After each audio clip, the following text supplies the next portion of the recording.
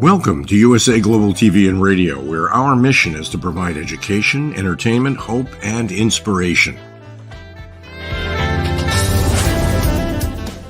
USA Global TV and Radio connects you with experts and audiences all around the world every single day to help you succeed in business and to live a richer life.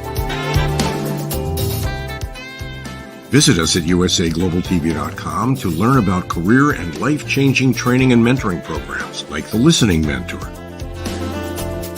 Subscribe to our newsletter to stay informed about our special programs and offers. Discover how you can become a guest on one of our shows or a host or producer of a USA Global TV and Radio show of your very own. That's USA Global TV and Radio, where the doctor is always in.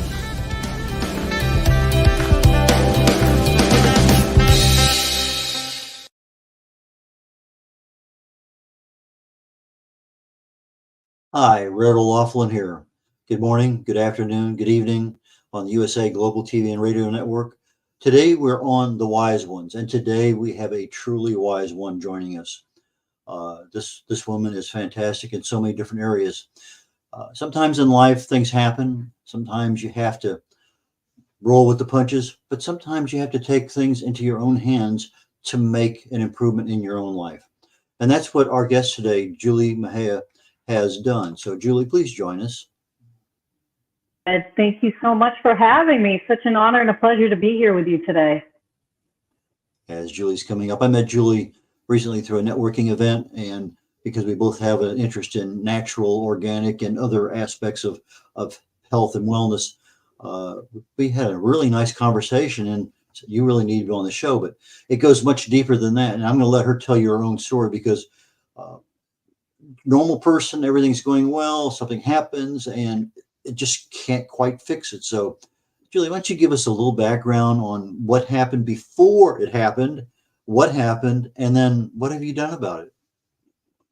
Well, thank you so much for asking. It's been a wild journey. I worked in the traditional medicine sector. I was working with adolescents with cognitive, behavioral, and psychological issues. I have a background in psychology with a concentration in cognitive neuroscience and research. And I got sick of writing research papers and started working in the nonprofit sector. And unfortunately, I got injured by a client, and I have autoimmune disease and developed a rare pain disorder known as reflex sympathetic dystrophy. I was put on every opiate you can think of.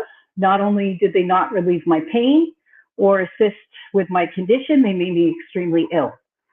So unfortunately, I had to take my health into my own hands at that point because I had zero quality of life. And unfortunately, the traditional route did not work for me. And when I exhausted all the traditional pain medications and opiates, I was put on ketamine. And when ketamine oral medications did not work for me, I was offered ketamine infusion treatments, which I declined, and started looking into natural remedies to help myself heal in a more effective manner, because I just, like I said, I wasn't myself on the opiates. I couldn't function. I was not a functioning member of society on them. So I really had to find another way. So that starts my journey into learning and discovering cannabinoid therapies and the holistic, protocols that I've developed for different conditions and different ailments. Now, the cannabinoid that you're using is your company's called Holistic Hemp. So it's a standard hemp that you're able to extract out some unique properties or unique extracts that make it safe, effective, etc. But that wasn't something that came up because you were on, if I remember our conversation, the ketamine that you were on had a lot of toxic substances in there. Is that correct? Or am I thinking of someone else? You're thinking of insulin. We talked about a couple things when we talked. I also, a couple years after that injury, had a flu shot and then had an autoimmune response to the flu shot, which triggered diabetes in my body. So I am insulin dependent, and I'm having some issues with the additives being placed in all injectable insulin on a global scale right now. So that's another issue in itself. So we're fighting hard for a couple different things. I wrote my first diabetic healthcare bill this year, which was really exciting, but we'll touch base on that. But going back to the hemp stuff, yes, when I got into the industry and had thoughts of getting into it, my journey with hemp and cannabis started actually in Denver, Colorado. My brother had just moved out there. My first time ever in a dispensary was with my mom and my brother. And I talked to the bud tender and I said, "What do you have for pain?" I am in tremendous pain. Nothing has worked for me. At this point, I was willing to try anything and thankfully found some products through the Colorado recreational program that worked well for my body, and immediately came home and applied for my cannabis card, my medical card in Massachusetts. So that's kind of how I started down my pathway. And at the time, unfortunately, there was no experience locally to be had. And question 4 was just on the ballot in 2016, and thankfully it passed. So when it did, I really wanted to immerse myself in the culture, but there wasn't really much locally to be had. So I ended up going to a conference out in Eugene, Oregon, met some beautiful people in Oregon who told me, "Hey, if you move here, we'll teach you everything you need to know about the hemp and cannabis industry." So I uprooted my life and I drove cross country and moved to Oregon back in 2017. It's interesting. We have things in our bodies that we don't know about until somebody finds them. And one of the things I recently found out is something called palmitoyl ethanolamide. I don't know if you're familiar with that one or not, but it is a almost mirror image cannabinoid molecule that we make, and we make it throughout our whole life. However, as we get older, we make less and less. But it focuses on neuropathic pain. That's its real intent there. And you can buy it, pill form over the internet. I mean, it's easily available. So it just, some people have this thing about, well, it's marijuana and I don't want it or whatever. But we have molecules. You just make a little change in something, you treat it a little differently, and all of a sudden what used to be having a major problem in some legal and addictive and treatment, whatever, are not necessarily the same. I mean, we've come a very long ways. You talk about recreational cannabis, but what you're doing is much more than that, because you're actually taking that hemp, I'm going to use a molecule, and through some special proprietary techniques that you've developed yourself, able to extract out another molecule that's exceptional. I think you call it a magic pain eraser, if I remember right. A lot of people call it that, for sure. And so you have something that by necessity and by passion, you've gone in and extracted something that works. And now you as we talked earlier before the show, you have patents that are pending on this thing and various things. So it's not just, hey, this is my backyard thing, is what I do. You know, this is a real business. This is something that works. We've proven it works. We, you know, applying for patents on it, registering it, doing all those kinds of things. So that process of getting the molecule that you want out, how did you go about finding that? Or was that you just did a bunch of random ones and this one worked? So tell us a little bit about that process. So throughout my journey in Oregon, I studied under a medical grower. His name is Steve Hunt. And Steve was doing cold processing on traditional cannabis. And I had been looking for rare minor cannabinoids. And when I say cannabinoids, THC is one, CBD is another. There are hundreds of others out there.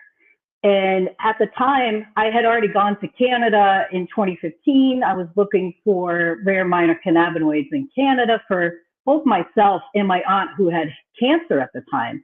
Could not locate them in Canada, could not locate them in the United States. And when I learned about this cold processing technology and how they extracted the acids from traditional cannabis, I was, you know, blown away by the thought. I said, Steve, how come no one's doing this extraction on hemp? It's because we could target CBDA, CBGA, some of the rare minor cannabinoids that are not available. So we started, that's how I started with the, the cold processing technologies through Steve, and really just kind of took it to the next level from what he taught me. So, you know, again, there's a lot of misconceptions out there. There are some psychoactive cannabinoids. The ones that I produce are not, which is great, meaning that it's not going to get you high. It's going to give you all the benefits of the plant without the psychoactivity. Does that make sense? To me, it makes all the sense in the world, because I think some people they want the high. Some people are afraid of the high. And there's in between, you know, state statutes here, there, and yonder that has different interpretations. So depending, you know, who pulls you over for whatever, you know, you don't know how to respond. But from a safety perspective, when they came out with the CBD, where, okay, they're, you know, it's got 0.00% THC in it or whatever, not detectable. Although I think in the military, they're going to probably say, you know, don't even take a chance. You know, it's not worth your career for something like that. So, you know, reasonable people will do reasonable things, but you are not a reasonable person at that time because of the situation that happened. And you don't want to get strung out on some drug that just, you're not a Julie anymore. You're who knows. And so you had this degree, you're working clinical, neurological issues with clients. How did you get into, okay, well, I can extract this out of that? There had to be some transition. Was it just sitting there in the lab watching people do this? And then you said, Yes, it's kind of a crazy thing. I had a background working. I started as a trimmer. I worked with 3 different medical growers, and then started working, doing a little extraction in the lab, and didn't understand why extractors were pulling apart the plant. I thought that, you know, why not keep everything as nature intended it to be? And doing this cold processing technology truly leaves the plant as it's intended, with all the cannabinoids and all the terpenes from the raw organic material meant to be consumed as the flower would put it, you know? So extractors were isolating things, taking stuff out, mixing it with other terpenes that were not conducive to the original flower of the composition of the strain that they were working with. And I thought it was backwards. I didn't understand it. So until I started really playing around with Steve's cold processing technology and then advancing it further, did I find by applying it to both myself, family, my community, getting feedback from them and letting them put it to the test. I truly found that the cold process with all the cannabinoids and all the terpenes as natural as possible, leaving the composition in there as it was intended to be consumed, worked better than isolates. That's how I personally felt. And a lot of people agreed with me. You're using the term cold processing. I buy coconut oil cold pressed. Mm-hmm. Is that the same thing? No, it's not. We're actually not pressing it. Pressing actually creates heat, which can in turn affect the cannabinoids and the terpenes because everything burns off at a certain temperature. So not only is our finalized composition for our tincture patent pending, but our processing methodology is as well on both of the products that I have now are patent pending. Okay, so cold press, I look at unrefined cold press for my coconut oil, organic. That's what I least amount of touching up any of it that I can possibly get. Yours takes it to a different level because, yeah, it's a cold press, but there's heat involved, and I understand that. That's why I wanted to ask that question. So when you're doing cold pressing, it's a proprietary process, generates as little heat as possible as to not disturb the chemical composition of the molecule, its structure, or anything else in there. So that to me makes a lot of sense from at least my background. And when you're explaining this to an audience that doesn't have a chemical background, you just say, we do no harm. We extract, we just reach in there, grab what we need, and it comes out as undisturbed as possible. You store it in an organic oil. Is that right? You mentioned olive oil. And then Correct. you have a preservative, which is another oil to extend the life of that tincture or that product that you have. So from an organic perspective, I'm not saying you're going overboard on it, but it sounds like that you're really and truly making the product as absolutely safe and as effective as possible, but user-friendly and shelf life. Is that a fair way of saying it? I would absolutely say so, because again, when you're dealing with sick people, you don't want to give them additional stuff that they're going to have to process out. I am chemically sensitive. So for me, I want to make sure that this product is as clean as possible for not only myself, but anyone that chooses to use it. This product is extremely safe and clean.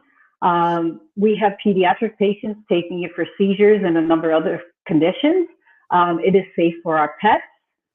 So, with that in mind, I wanted to keep it affordable and have it, at the highest quality. I just couldn't compare it to others on the market. I had tried about 50 different products nationwide with a number of different cannabinoids, and nothing worked as well for my body. So it really pushed me to take, a trauma and do something good with it. So, how many people do you think have a situation like yours where a minor injury or maybe moderate injury, and all of a sudden they find out they have an autoimmune disease that somehow get triggered by the trauma or something else? Have you done much into what caused the new Julie to occur? yes. So I have celiac disease, which is an autoimmune disease. I got diagnosed with that back in 2010. So if you already have autoimmune disease, you're prone to having others occur. So we've seen that now twice in my body, unfortunately. Once with the injury back in 2013, which triggered reflex sympathetic dystrophy, which is a neuropathic pain disorder. And then again in 2015, when I had the flu shot, which triggered late onset type 1.5 autoimmune diabetes in my body. Unfortunately, I am that 1% person. They do exist. There's a lot more of us out there than we realize.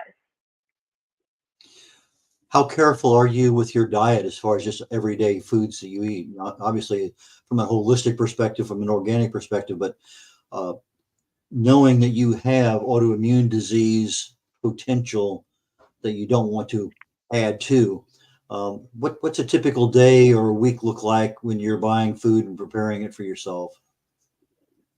So honestly, I am gluten-free. I've been gluten-free since 2010. I try to eat as organically as possible, avoiding pesticides, harsh additives. So I'm very food conscious of everything I put in my body, not even just food, but like, I'll give you a great example. During COVID, I stopped wearing makeup as much because, we didn't have to go to as many events and such. My body developed a sensitivity to traditional makeup, like from Clinique. I had used Clinique, my almost 20 years, and my body rejected it. My eyes would swell up. So again, I have to be extremely careful. I am very sensitive to toxic chemicals and additives. So my body will tell me, and it's just really being in touch with your body and seeing what feels good and what doesn't. And your body's going to tell you one way or another. So I'm very cautious about it. I tell a lot of people, listen to your body. It's a clue. And sometimes you can take something. I can take something. My wife can take it, and she'll go bonkers because her sensitivity levels are so much lower than mine. So if I take 2 of these, I'll have to maybe cut one of them in half and see if that's okay for her, because she just truly has a very sensitive palate, so to speak, for any kind of a drug, because it just they affect her. She doesn't have other issues, but she just knows that she can't just go take a single pill just because it's one. And so we got to be real careful with that. And everybody's different. Everybody's body processes differently, and when we're taking the tincture, for example, we start people off on the smallest amount, because what might work well for me might not for you, and vice versa. Everybody's body processes everything differently. So, that has to be considered when taking anything, I've been doing a lot of research on nutrients for a program I'm doing right after this one. And you sit there and you read things, and so do not take more than this. Well, I take 5 times that amount every day and have for years. Or just because they get certain things that have been around, but nobody goes to prove or look at it or anything else. It's interesting how something gets so ingrained that it becomes law almost. And then, well, here's another article over here. It doesn't say that. And I'm sure you probably have the same thing within the cannabis realm of things, that CBD, the THC, the other things that you're in there. What might have worked well for somebody in treating, let's say, medicinal marijuana for treating their pain. Now you have a medicinal non-marijuana, but a medicinal cannabinoid that doesn't have that stigma of the marijuana high or whatever else is in there, but works probably more effectively than the older treatment, but nobody knows about it. And so how are you getting the word out to people and letting them know, hey, I got a magic paint eraser over here that you ought to know about? It's kind of a crazy thing. We had put out a press release when the patents were filed internationally to more than 500 outlets. And it was really, really scary and comical to find out. I had a friend that messaged me. I'll give you a great example. The Boston Globe chose not to cover our announcement. And it was a public service announcement at that time too, because, people still struggling with COVID. One of our patents are for COVID symptomology reduction and prevention. And we were bound, baffled by the fact that it didn't get picked up. And then come to find out, a friend of mine who had investigated what was going on told us the Boston Globe, Pfizer was paying them for paid coverage. So we were in direct competition of Pfizer, who puts out, vaccines for COVID and such. So it really depends. We've gotten our stuff out there by word of mouth, by doing podcasts, just by, going to events. I've presented at different things. Just word of mouth is a huge, huge way. And we get a lot of referrals. Hey, such and such is having this issue. I gave your number, So we're starting to get recognized now within the medical realm as well. We have a few physicians now that recognize our formulations over at Hasbro Children's Hospital in Rhode Island, because we have a couple pediatric patients that take our formulations for seizures and other things. So, it's slowly building. It's been a lot tougher to get the word out. There's a lot of censorship regarding hemp cannabis, even on the social media platforms. We can't advertise for it. It's against Facebook rules to have certain things. So there's some loopholes now, but again, we want to play by the rules. I don't want to get my Facebook shut down. So it's been slow in some regards, but again, we're organically growing at a beautiful rate, which is great. The seizures you mentioned, that's a neurological issue. Correct. And when I was going to college, I was not necessarily babysitting, but I was being an assistant when I was there. Her husband had grand mal seizures almost daily. And so it's one of those things that I kind of got used to. But as I started studying things down the road, in the old days, back in the 20s and 30s, they just didn't feed them. No food turned out to be a very effective treatment for seizures. So you put them on a 2 or 3 day fast, they would be normal again. And then, so it seemed like that, just like the autoimmune response from gluten or other things, zonulin, there's things in there. Are you also allergic to casein and cheese or dairy products? So that's funny that you say that, because when we work with pediatric or adolescents, that's one of the first questions I ask the families. What kind of diet do you have? Are you eating wheat and gluten?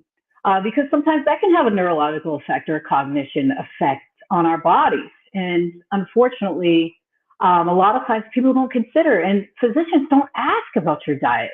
They don't do that mind-body connection, and everything is interconnected. And what I've learned about holistic health is it all stems from gut health. So if you've had crappy diet, you're eating a lot of stuff with additives, a lot of preservatives, a lot of pesticides, that can affect everything in our body. So for me personally, I don't eat a lot of dairy. I don't eat a lot of casein and stuff. I'm very conscious about it because, again, the more stuff that my body has to chemically process out, the more difficult it is for me to just get through my day. So I try to just live my life as cleanly as possible, but that is a huge point that I bring up with all my clients. And one of the first questions I ask, because again, there's a number of other things that could be contributing factors. Lighting, as we've learned, can trigger the seizures. Stress, lack of sleep, just overall immunity and functionality can affect cognition. Yeah, the reason I asked you about the casein is because molecularly it's almost a mirror image to gluten.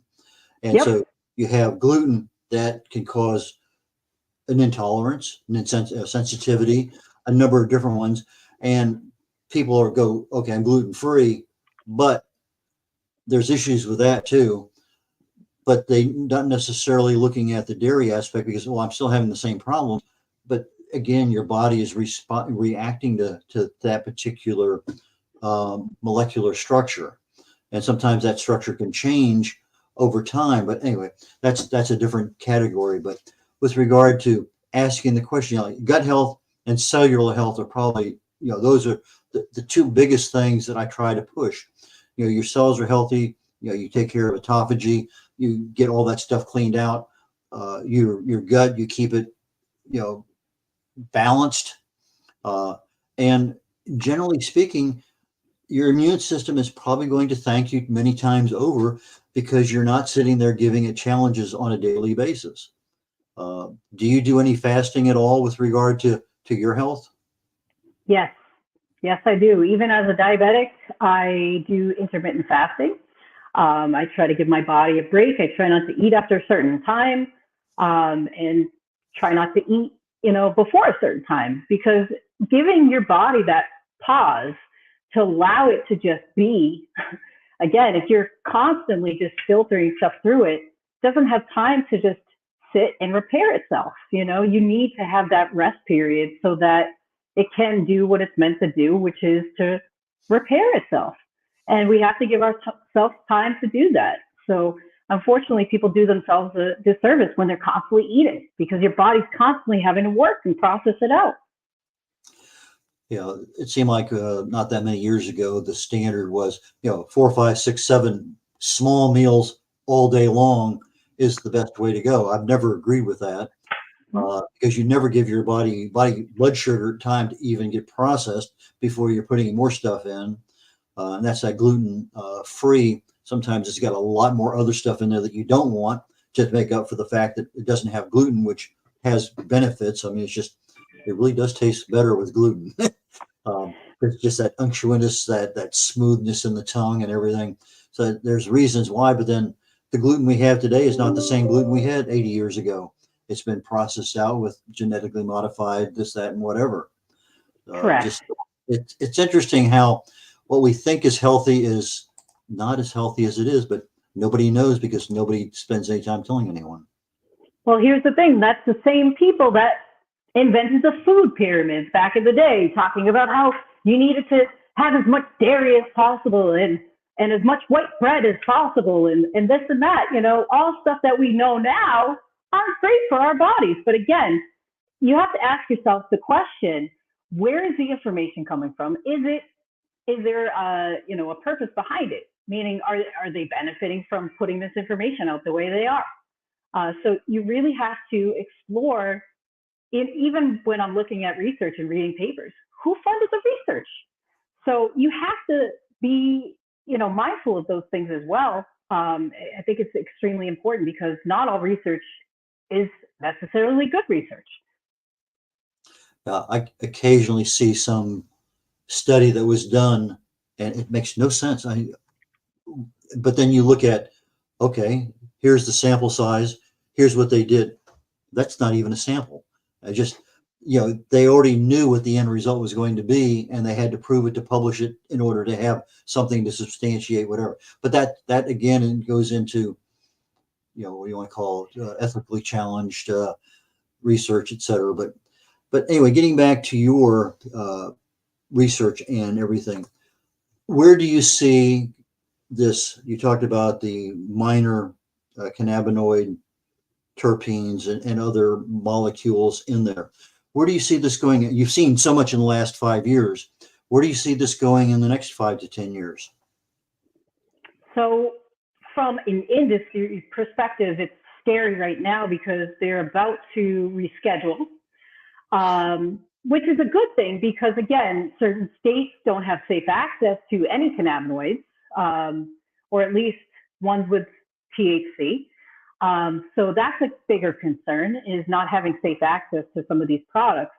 Our products are available in all states and they are legal in all states. So unfortunately, full legalization, I think, is going to be both good and bad because, again, we're giving a lot of control over to the federal government. And unfortunately, just historically speaking, the feds have not always done the industry right. These compositions were made illegal for many, many years, and our bodies have had a connection with them, so much so that we have developed the endocannabinoid system, which works in conjunction with the immune system. So unfortunately, I don't have as much faith in the government to do the right thing. So we're going to have to see where this industry heads at this point. Where we're headed from a company perspective, you and I had this conversation privately. I have been talking and working with a bioinventor on some cellular therapies that aren't actually considered cellular anymore. It's more of a protein therapy that I would love to start carrying in conjunction with the cannabinoid therapy because it just makes sense. I want to try to help people cure, or I shouldn't say cure, or treat the root cause of their illnesses. And a lot of times the traditional medicine sector and the care sick model that they've developed, they just put a Band-Aid on the problem. And that's not what we're about. We're trying to actually assist the root cause of illness, whether it be, a seizure disorder or, a pain disorder, whatever it is. We really want to get to the root cause of that and see about actually healing it. Follow the money. That's one of the things that you'd be amazed at. You look at cancer, most of it's a genetic disorder treatment as opposed to a metabolic disorder treatment. And the percentages of success are so much more on the metabolic, but it doesn't meet the standard of care in the United States. So you want that type of treatment, you got to go to some foreign country to get it. And their success rates are 20, 30, 40 times what it is in the United States. It's just interesting that sometimes the government gets in the way, but then again, who paid for what and when and how much, and just there's so many other fingers going on and snakes going through things, and it's an interesting world, and sometimes it's difficult to see through it. But it's really concerning, in the 80s when the pharmaceutical companies and medicine became for profit, the whole world got flipped upside down. And again, they don't make money on cures. They're not looking to cure or actually treat group. They're looking to push as many products, have as many doctors' visits as possible. They want to keep you sick. And that's the reality. I've seen it firsthand working in the traditional sector. And unfortunately, I am so happy to see it for what it truly is now, after becoming a victim of it. And now we can actually try and make good on that. Well, you mentioned earlier that they don't treat the cause. A doctor or medical industry has a moral and legal requirement. If they know you have a health issue, they must treat it. And the treatments that are available primarily are pills, prescription drugs, might be surgery, might be something else, but most of the time it's a pill. But again, if you're not asking the question, well, tell me about your diet. Well, if you're missing 15 of the 30 nutrients the body needs on a daily basis because all you ever eat is, a burger every day and nothing else. I mean, there's some obvious things, but they don't even go down that road to find out what possibly could be the problem. And I think you hit it right on the head when you said you want to know what is a potential cause before you ever get to, let's understand where you start, get a baseline. Now we can start talking intellectually about what is really available to you as far as being able to help you. And I think when doctors start looking at it from that perspective, they're really and truly interested in helping you overcome whatever you have. And it may be just a simple change in lifestyle. Correct. And you know what? You nailed it, because in regards to cancer, there's not one oncologist or cancer patient I've worked with that has had a doctor ask them, hey, what's your sugar intake like? There's a direct correlation with sugar and cancer. There's a ton of research out there about it. Yet oncologists, or if you go to a cancer center, right, for chemotherapy, they have cookies and juice and candy. They're actually feeding the cancer while they're getting treatment. So it's really, really concerning. There was a study that came out a few years back from the United Kingdom that talked about people aren't actually dying from cancer, they're dying from the treatment.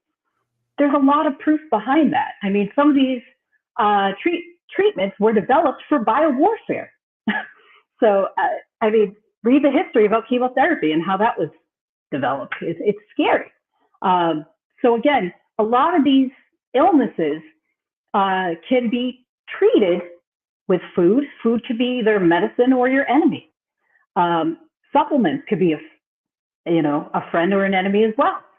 So some of these small tweaks in lifestyle, right, can absolutely assist with major illnesses such as cancer. And I work pro bono with cancer patients. We have a 10-page protocol that I developed that talks about food, supplementation, creating apoptosis in the body, which is cellular death, and using cannabinoids to assist with that. But again, I've never heard a doctor, how's your stress levels? What are you doing to manage your stress? That kind of thing. Stress is a huge contributing factor for a lot of cancer patients.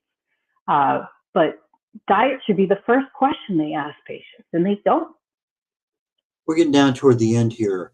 Who is a good customer for you, for your products? How do they get in touch with you? Anyone that would like to try and benefit from our products, whether they have pediatric medical conditions and they've been referred by their physician, whether they'd like to try it for themselves, their pets. We are safe for the entire family. We're organic as possible. and people can purchase right online. It's very simple. If they go to our website, www.H solutions with an S at the end, .co, and they're easily able to purchase and they get their product within days. So I think that's the easiest way. We are starting to branch out into stores locally, so keep us in mind for that as well. Contact us and let us know where you are and where you'd like to see these products, and we're happy to assist with that as well. Julie, fantastic. I really appreciate our time today. It sounds like we almost probably need to do another session because there's a lot of areas that we just brushed over that probably do need a little bit more attention. But you're looking at HH Solutions, as she said, Harry. HH stands for Holistic Hemp. hhsolutions.co, not C-O-M, but C-O. Take a look at our website.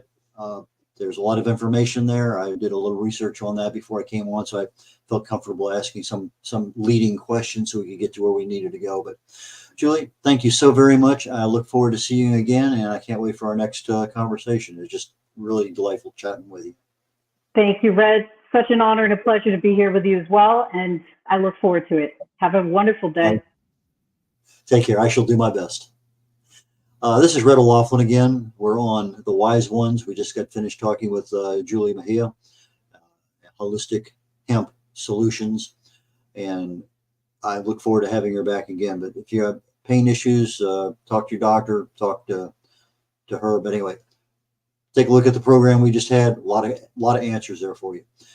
Coming up here literally in the next 19 minutes is the Talking Heads show on the USA Global TV and Radio Network. I've been covering last 6-7 weeks or so a deep dive into nutrition. I'm going to try to start wrapping it up. This week I'm looking at the basic non-mineral, non-vitamin nutrients that are super critical for the body and what we should know about them. And then I'm thinking very seriously next week will probably be the wrap up on this one. So that being said, red.olaughlin here signing off on The Wise Ones on the USA Global TV and Radio Network, and I'll see you very shortly again on Talking Heads. With that, take care. Have a wonderful day. Bye now.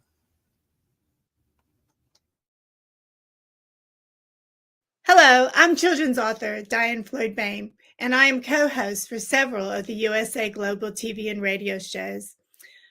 I joined because of the purpose of the USA Global TV and Radio.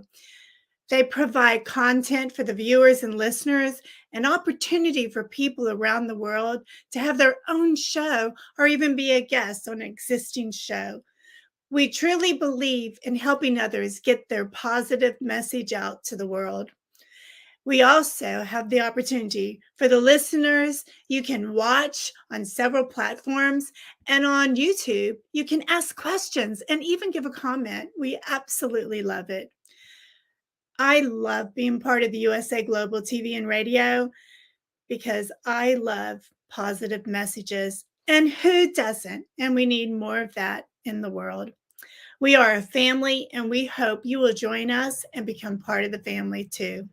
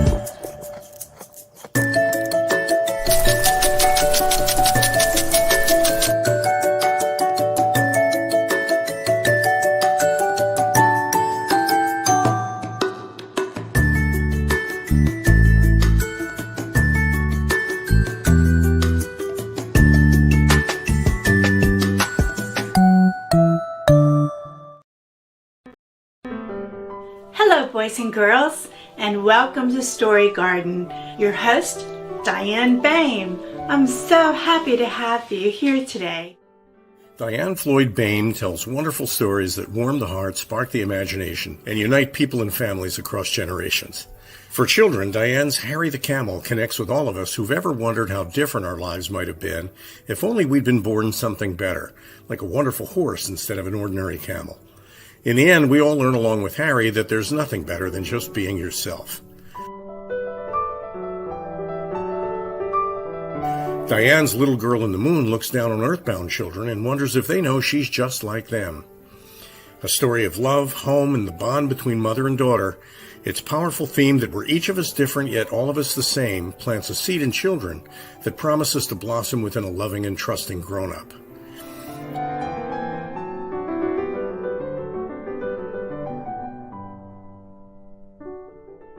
Diane's new biography, Rise, recounts the experiences of her grandmother, Ruby, to reveal the hidden strength of the human spirit.